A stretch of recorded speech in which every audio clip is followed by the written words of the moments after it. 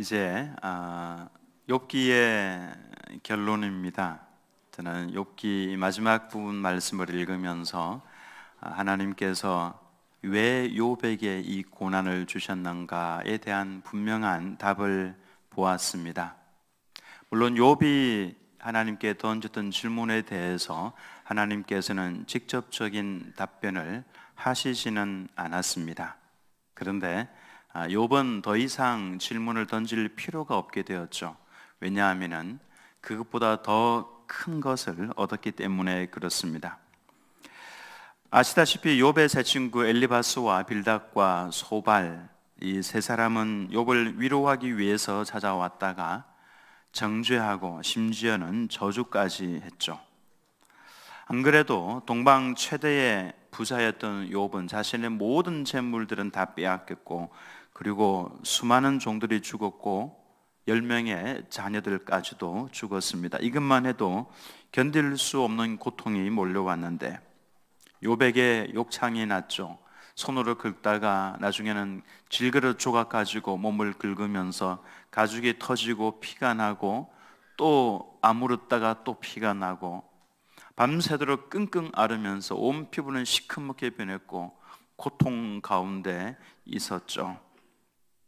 누가 봐도 저주받은 욥의 모습이었습니다. 이런 모습을 보면서 욥의 아내가 차라리 하나님을 욕하고 죽어라, 이런 말을 할 정도였습니다. 근데 세 친구가 와서 너는 악인이라, 죄인이라, 나쁜 놈이라, 너의 죄 때문에 이런 저주를 받는 것 아니냐, 심지어는 너의 자녀들도 죄를 지었기 때문에 저주를 받아 죽은 것이다. 더 이상 친구가 아니라 원수였죠. 아마도 욥은 이 세 명의 친구와는 더 이상 관계를 가질 수 없을 정도로 고통스러운 원수로 아마 계속해서 지낼 수밖에 없는 그런 관계가 되어버린 것이죠. 고통스러운 관계입니다. 우리도 가장 친한 친구였는데 갑자기 돌변을 해서 더 이상 얼굴을 보지 않는, 죽을 때까지 얼굴 보지 않는 이런 관계들 주변에서 보지 않습니까? 저는 목회를 하면서 그런 분들 더러 보았습니다. 아버지와 원수가 되어서 아버지가 이제 돌아가시기 일부 직전인데도 그럼에도 불구하고 찾아가 보지 않는 그와 같은 집사님들도 보았습니다. 마지막 그 순간에 군고를 받고 찾아가서 아버지를 만나 뵙고 눈물을 흘리고, 그리고 돌아 나왔을 때 아버지가 돌아가시는 이런 일도 있었습니다. 그 정도로 가까이에 있던 사람이 돌아서면은 정말 원수 같은 사람이 되는데, 욥에게 있었던 세 명의 친구가 딱 그와 같았습니다. 더 이상 친구로 지낼 수 없는 악담과 저주를 욥에게 퍼부었던 사람들이죠. 네, 그것으로 끝나지 않았고 마지막으로 엘리후라고 하는 제4의 인물이 등장을 합니다. 그가 성령의 음성으로 욥에게 충고를 하죠. 네가 어찌 하나님보다 더 의로우냐? 그리고 아무리 네가 의롭게 살았다고 할지라도 하나님 앞에서는 의롭다라고 말을 할 수 없는 죄인이다, 이렇게 이야기를 하죠. 그리고 또 한 가지 답변을 해줍니다. 하나님이 왜 침묵하신다고 생각을 하느냐? 하나님은 침묵하고 계셨던 것이 아니라 계속해서 너에게 끊임없이 말씀을 하고 계셨다. 그리고 이 고난이 내게 왜 닥쳐왔는지 신비 속에 감추어져 있지만은 사실 알고 보면은 눈을 들어서 바라보는 그 모든 곳마다 우주 공간, 그리고 하늘, 이 땅 위에 살고 있는 모든 생명체들 바라보면은 그곳은 우리가 알 수 없는 신비로운 것으로 가득 차 있고, 그 신비로움 때문에 네가 하나님을 찬송하고 있지 않느냐? 너에게 있는 그 고난도 마찬가지다. 그 속에 놀라운 신비가 들어가 있고 네가 알 수 없기 때문에 그것은 신비로운 것이고, 그로 인해서 너는 하나님을 당연히 찬양해야 된다 라고 하는 결론을 엘리후가 내어주었습니다. 오늘 읽었던 이 말씀은 사실 38장부터 시작을 합니다. 38장부터 드디어 폭풍 가운데에서 하나님께서 나타나셔서 욥에게 말씀을 하시죠. 그리고 욥의 세 친구들에게 이렇게 말씀을 하십니다. 욥기 42장 7절 말씀이에요. 여호와께서 욥에게 이 말씀을 하신 후에 여호와께서 대만 사람 엘리바스에게 이르시되 내가 너와 네 두 친구에게 노하나니, 하나님께서 그 세 명의 친구에게 노하셨습니다. 화를 발하셨습니다. 이는 너희가 나를 가리켜 말한 것이 내 종 욥의 말같이 옳지 못함이니라. 욥은 그래도 옳게 말을 했는데 너희들의 그 말이 얼마나 내 아들 욥을 괴롭게 했는지 아느냐? 너희가 왜 저주했느냐? 너희가 왜 그렇게 정죄했느냐? 라고 하면서 하나님께서 세 명의 친구에게 노하셨습니다. 세 명의 친구는 전능하신 하나님에게서부터 야단을 맞았기 때문에 지금 완전히 풀이 죽었고 기가 죽어 있는 상태죠. 두려웠을 겁니다. 근데 욥에게도 하나님께서는 칭찬만 하신 건 아닙니다. 욥을 향해서도 책망을 하셨죠. 욥기 40장 1절에서 2절 말씀에 여호와께서 또 욥에게 일러 말씀하시되 트집 잡는 자가 전능자와 다투겠느냐? 하나님을 탓하는 자는 대답할지니라. 욥에게 대해서 트집 잡는 자 또는 하나님을 탓하는 자, 하나님을 탓하는 자 무슨 의미입니까? 하나님, 내가 이렇게 의롭게 살았는데 나를 왜 이렇게 괴롭게 하십니까? 나를, 이 의로운 자를 괴롭히는 하나님은 불의한 것 아닙니까? 이런 논리를 가지고 하나님께 대어들었었죠. 그래서 하나님께서 이렇게 부르셨던 겁니다. 하나님의 이 말씀을 듣고 욥이 40장 3절에서 5절을 보면은 이렇게 대답을 합니다. 욥이 여호와께 대답하여 이르되 보소서, 나는 비천하오니 무엇이라 주께 대답하리이까? 손으로 내 입을 가릴 뿐이로소이다. 내가 한번 말하여 사온즉 다시는 더 대답하지 아니하겠나이다. 그동안 세 친구와 욥이 논쟁했던 것이 무엇입니까? 너 죄지었다. 그런 너 죄인이다. 그때 욥은 아니다. 나 의롭게 살았다. 나 의인이다. 죄인이다. 의인이다. 사실 평행선을 계속 그었죠. 이와 같은 논쟁은요, 사실 무의미합니다. 결론을 낼 수가 없습니다. 왜냐하면 한 사람도 양보 없이 계속 죄인이다, 의인이다 이 싸움을 하고 있으니까 평행선을 계속 달리는 끝없는 싸움을 하고 있었죠. 욥의 마음에 평안이 있었습니까? 그렇지 않았습니다. 욥의 마음 속에 평안은 전혀 없었습니다. 두려움이 있었죠. 괴로움이 찾아와 있었습니다. 이것은 욥에게 문제가 있다는 것을 의미해 주는 겁니다. 문제가 없었다면 욥의 마음 속에는 평강이 있었을 겁니다.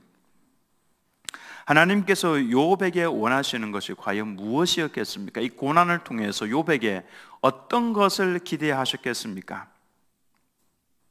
저는 지금 잠시 결론을 내리고요, 마지막 부분에 가서 명확한 결론을 내리려고 그럽니다. 왓츠만 리라는 사람이 있습니다. 중국인입니다. 하나님을 경외하며 섬겼던 분인데, 물론 이 종말론에 있어서 약간 다른 견해를 가지고 있는 분입니다. 그러나 이분은 하나님을 경외하고 사람을 사랑하는 그러한 사람이었습니다. 왓츠만 리의 책에 보면은 이런 간증이 있습니다. 왓츠만 리에게는 그리스도인 친구가 있었습니다. 농사를 짓는 친구였는데요, 그 친구가 농사를 짓는 바로 그 논두렁 바로 옆에 논에 불신자 또 한 사람이 농사를 짓고 있었습니다. 근데 이 친구의 논에서는 물이 조금씩 솟아 올라와서 논두렁만 잘 간수를 하면 그 논에는 물이 찰랑찰랑 넘쳤습니다.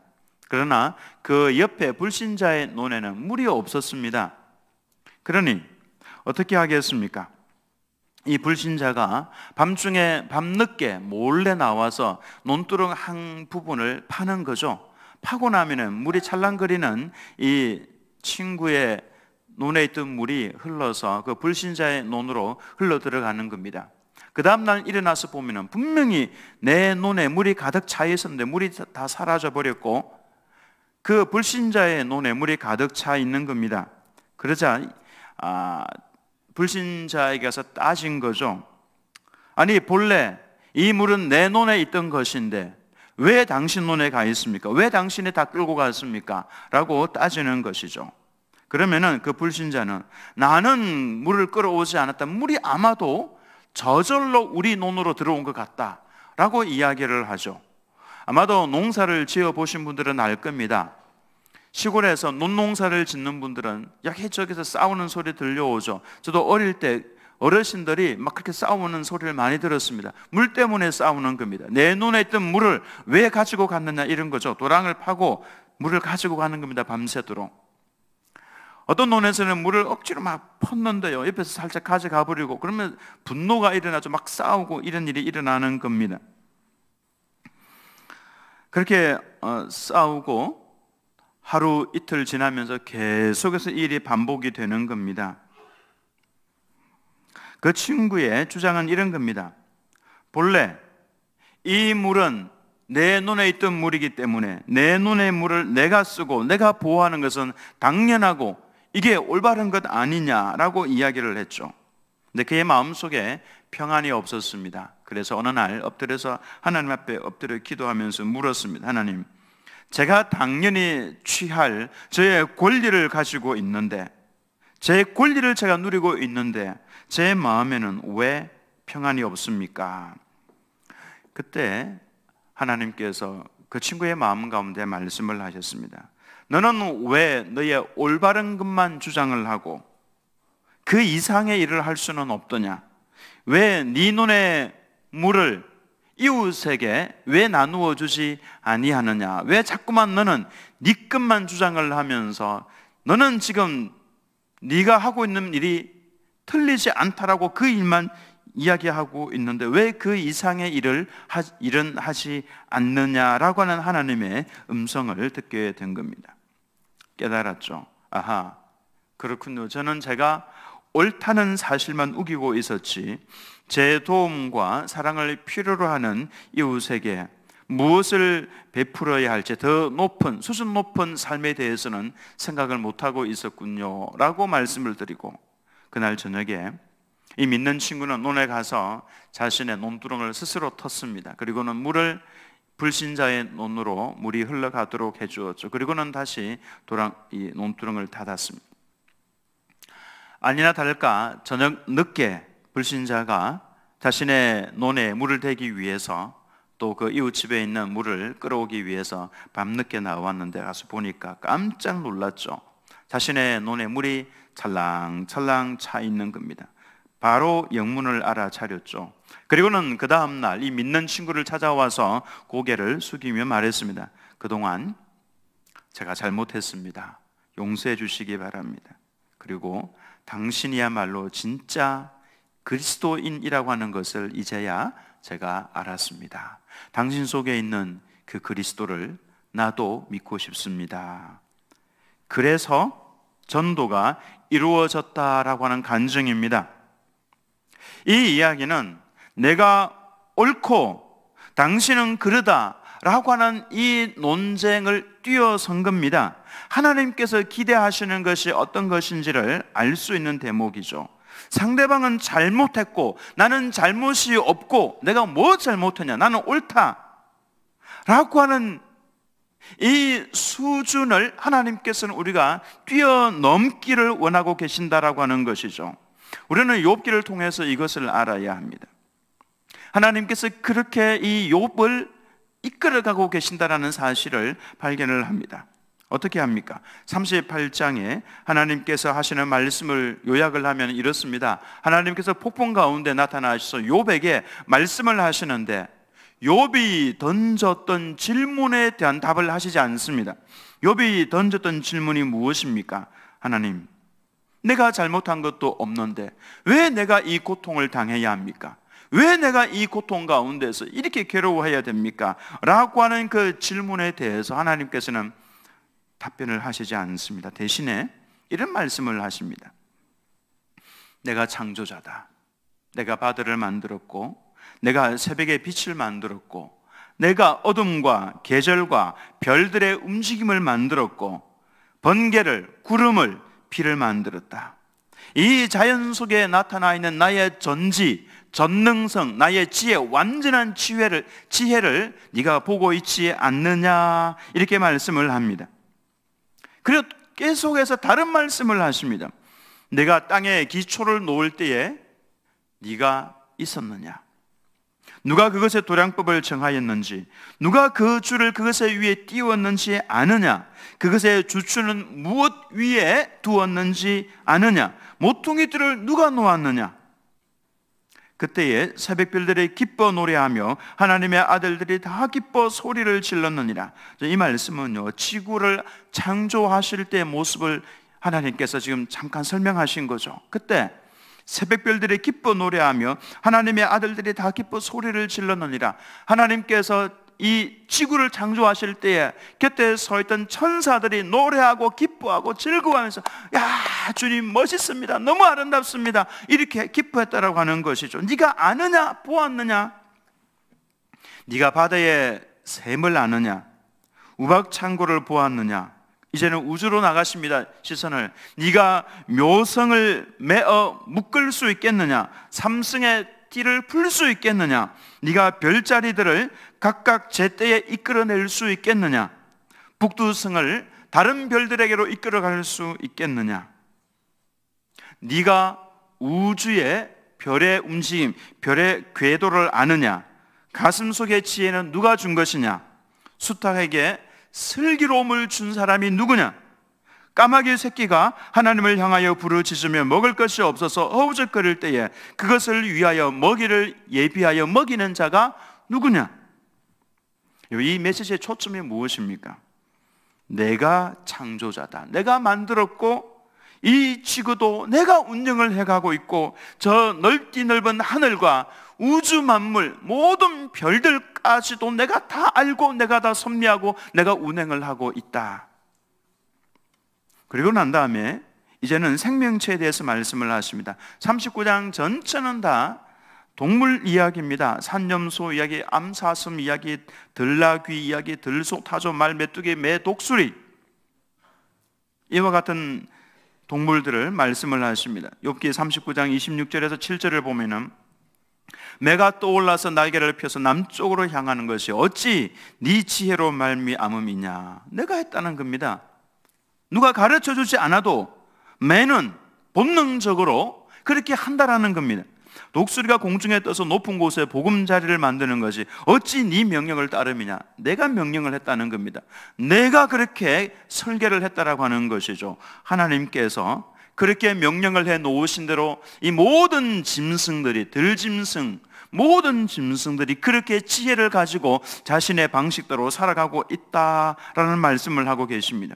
네가 이 생명의 신비를 아느냐?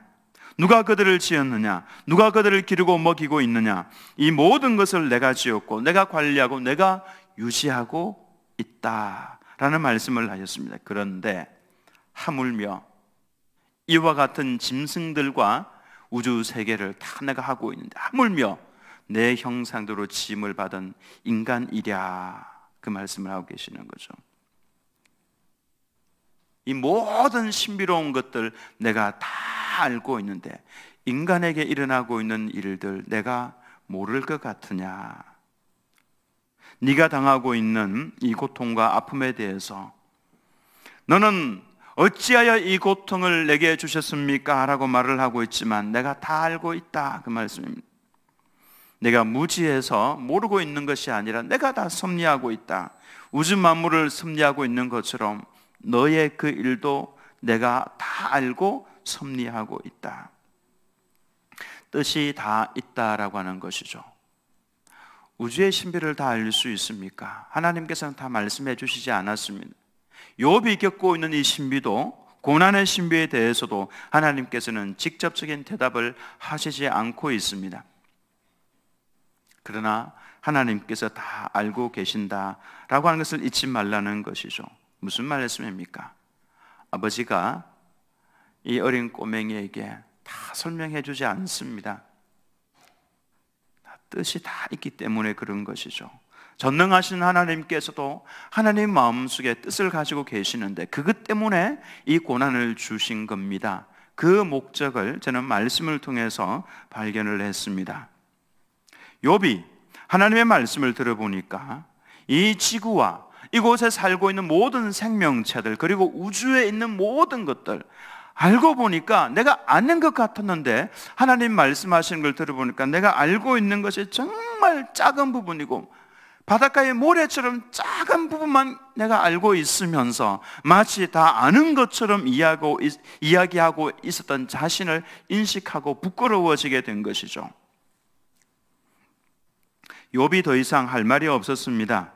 참 내가 많이 알고 떠들었는 줄 알았는데 알고 보니까 참 내가 모르고 있었구나 라고 하는 것을 알게 된 거죠. 그래서 욥이 40장 4절에서 5절을 보면 이렇게 대답을 합니다. 보소서, 나는 비천하오니 무엇이라 주께 대답하리이까? 손으로 내 입을 가릴 뿐이로소이다. 내가 한번 말하였사오니 다시는 또 대답하지 아니하겠나이다. 그리고 하나님께서는 더 나아가서 40장과 41장에서 놀라운 짐승에 대해서 소개를 하시죠. 이거는 공룡입니다. 공룡. 베못이라고 하는 단어가 나오는데 이 공룡의 이름을 말하는 것인데, 옛날 성경에는 아그와 하마로 표현을 했는데 그거 아닙니다. 그 번역 자체가 잘못된 겁니다. 하마와 아그가 아니고요, 지금 이 성경은 달리 번역을 할 수 있는 짐승의 이름을 몰라서 그냥 베못이라고 번역을 그 히브리를 그대로 가져온 겁니다. 베못이라고 하는 이 내용을 읽어보면 엄청난 공룡입니다. 그리고 리워야단이라고 하는 용, 이 두 공룡은 지금 사라져 버렸습니다. 용에 대해서는 전 세계의 전설 속에서만 나오죠. 근데 모든 대륙 민족들에 가보면 용에 관한 전설이 있습니다. 이건 그냥 전설 속의 동물이 아니고 실제 있었던 짐승을 말하고 있는 겁니다.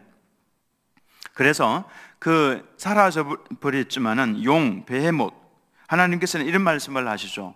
이 피조물은 내 피조물의 으뜸이라, 그렇게 말씀을 하실 정도로 정말 대단한 홍수가 나서 강이 휩쓸려 간다고 할지라도 그 강 가운데 딱 버티고 서서 흔들리지 않는, 전혀 요동함이 없는 어마어마한 공룡, 그 생물에 대해서 말씀을 하고 계시죠. 무슨 뜻입니까? 너의 한계를 알아라, 그 말씀입니다. 이 공룡들도, 거대한 으뜸인 공룡들도 내가 지었다, 그 말씀하고 계시는 거죠. 이게 하나님의 대답이었습니다. 그리고 욥의 고백이 나옵니다. 욥기 42장 5절에서 6절 말씀 한번 같이 읽겠습니다. 시작. 내가 주께 대하여 귀로 듣기만 하였사오나 이제는 눈으로 주를 배움나이다.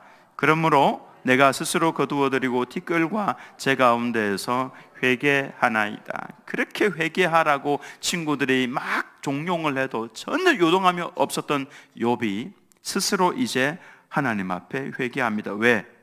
내가 하나님에 대해서 귀로 듣기만 했었는데 이제는 눈으로 주님을 배웠습니다. 주님을 배웠고 나니까 내가 죄인이고 내가 티끌만도 못한 그런 존재였는데 아는 것처럼 했던 것에 대해서 회개하는 것이죠.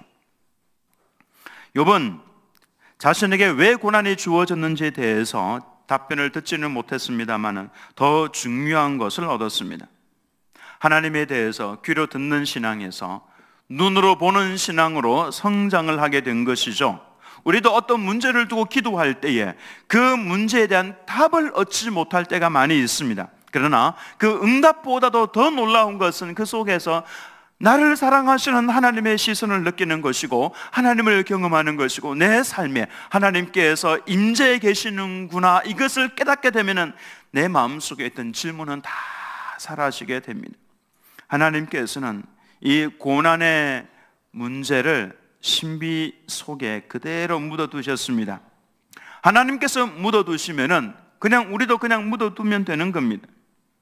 그러나 하나님께서는 욥의 절규를 통하여서 하나님의 하나님 되심을 살짝 맛을 보여주었더니 욥이 모든 문제가 다 해결이 되었고 그는 더 성숙한 성도로 자라났습니다. 그것을 보여주는 말씀이 바로 오늘 읽었던 말씀 핵심입니다. 욥기 42장 10절은 하나님께서 기대하고 원하셨던 욥의 모습을 보여주는 겁니다. 욥이 그만큼 자라나게 된 것이죠. 42장 10절 말씀 같이 읽겠습니다. 시작. 욥이 그의 친구들을 위하여 기도할 때 여호와께서 욥의 공경을 돌이키시고 여호와께서 욥에게 이전 모든 소유보다 갑절이나 주신지라.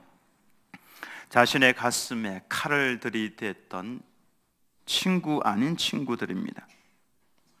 아들까지도 거들거리면서 네 아들들도 죄를 지었기 때문에 죽은 것 아니냐, 말로 할 수 없는 저주를 욥에게 퍼부었던 친구들입니다. 아마도 욥은 이 친구들 다시는 얼굴 보고 싶지 않았을 겁니다. 너희들은 나를 떠나가라, 그렇게 하고 싶었겠죠. 근데 욥은 그들을 위하여서 기도하기 시작했습니다. 이것은 내가 옳고 네가 틀렸다라고 하는 그 수준을 넘어선 것입니다. 자신을 정죄하다 못해 저주까지 했던 3명의 친구를 위해서 기도할 수 있는 수준이 된 것이죠. 그는 이 고난을 통해서 하나님의 맛을 봅니다. 하나님을 만나고 하나님의 그 사랑을 경험을 하면서 내 가슴에 칼을 던진 그 이웃들을 축복하면서 살아갈 수 있는 수준에까지 자라나게 된 것입니다. 이런 삶을 사셨던 분이 있죠. 바로 예수님이십니다. 십자가에서 예수님을 향하여 저주하고 머리를 흔들고 예수님을 조롱하면서, 예수님을 그렇게 조롱하고 있는 그들을 보면서 예수님께서는 나는 옳다, 너희는 틀렸다 라고 말씀을 하신 적이 없습니다. 예수님께서는 그 자리 위에서 주여 저들을 용서해 주옵소서 라고 기도를 했습니다. 주여 저들을 용서해 주옵소서. 묻습니다. 예수님께서는 고난 속에서 자신을 변호했습니까? 억울하게 매를 맞으시면서 나 억울하다, 내가 왜 이 매를 맞아야 되는가, 죄인 취급을 당하실 때 내가 왜 죄인 취급을 당해야 되는가, 내가 무슨 죄를 지었나, 침뱉음과 주먹으로 맞고 손바닥으로 뺨을 맞으면서 내가 왜 이렇게 짐승 같은 순환을 당해야만 되는가, 변호하시지 않았습니다. 십자가를 지시고 골고다 올라가실 때에 한 번이라도 변명을 하신 적이 없습니다. 옳고 내가 옳고 너희는 그러다라고 그렇게 말씀하신지 않았습니다. 그분은 더 높은 차원의 일을 하셨죠. 주여 저들을 용서해 주십시오. 이제 우리는 여기에서 욥기에서 예수님의 십자가를 발견을 합니다. 예수님의 삶이죠. 욥에게서 예수님의 그 모습을 봅니다. 이웃과 더불어 다투고 싸우고 있던 욥이 이제 내가 옳다, 내가 옳고 너희는 틀렸다라고 하던 거기에서 벗어납니다. 그리고 이제 그들을 위해서 축복하면서 기도하기 시작했습니다. 하나님께서 노하셨죠. 하나님의 그 노하심을 받은 3명의 친구가 얼마나 기가 죽어 있었겠습니까? 그들을 끌어들여서 그들을 가슴에 안고 축복하면서 기도하기 시작을 했습니다. 하나님께서는 바로 이 고난을 통해서 욥이 예수님의 수준에까지 올라가기를 원하셨던 것입니다. 이것이 욥이 당했던 고난의 목적이었습니다. 하나님께서 욥에게 고난을 주셨던 이유가 바로 이것이었습니다. 원래 욥은 예수님을 하나님을 잘 믿는 사람이었습니다. 모든 사람들에게 나처럼 예수님 믿으면 된다라고 할 수 있을 정도로 잘 믿는 성도였습니다마는 하나님께서는 거기에 머물기를 원치 않으셨습니다. 누구나 바라보면서 야 정말 신앙이 좋다, 거기에 머물기를 원치 아니하셨고 욥이 예수님에게까지 자라나기를 원하셨던 것입니다. 그래서 이 고난을 허락을 하셨던 것이죠. 이제 그와 같은 예수님의 수준에까지 올라간 욥에게 하나님께서는 예수님의 십자가를 경험을 한 욥에게 부활의 기쁨을 허락을 하십니다. 그래서 모든 알고 있던 사람들과 가족들이 다 욥에게 다시금 몰려왔죠. 욥에게 갑절의 복을 주십니다. 자녀도 10명이나 주셨는데 딸들은 어떤 여인들보다도 아리따운 여인이었다라고 말씀을 하죠. 즉 부활의 영광을 하나님께서 이렇게 묘사를 하고 있는 겁니다. 갑절의 복을 주셨고 7명의 아들과 13명의 딸들을 주셨는데 그 3명의 딸들은 너무나도 이쁜 지상에서 가장 아리따운 여인들이었다라고 하시면서 부활의 기쁨을 이렇게 묘사를 했던 겁니다. 그리고 이 아이 딸들의 이름을요 참 이쁘게 지었습니다.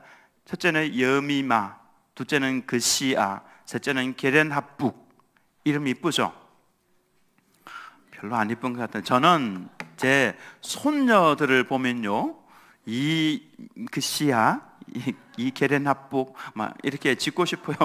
우리 애들이 이제 뭐 동의를 해줘야 되겠지만은 얼마나 이쁜 이름입니까? 욥에게 하나님께서는 이와 같은 부활의 기쁨을 허락을 해주셨다라고 하는 것입니다.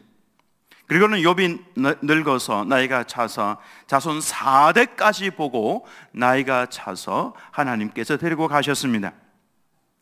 얼마나 놀라운 복입니까? 우리 모두가 다 하나님께서는 고난을 주시는 이유가 예수님에게까지 성장하기를 원하시는데, 그 모습이 어떤 모습이냐 하면은 내 가슴에 칼을 찔른 사람, 내 가슴에 아픔을 준 사람, 나를 억울하게 한 그 사람을 위해서 축복하면서 기도할 수 있는 수준. 그러면 주님께서 오케이, 너 이제 합격이야.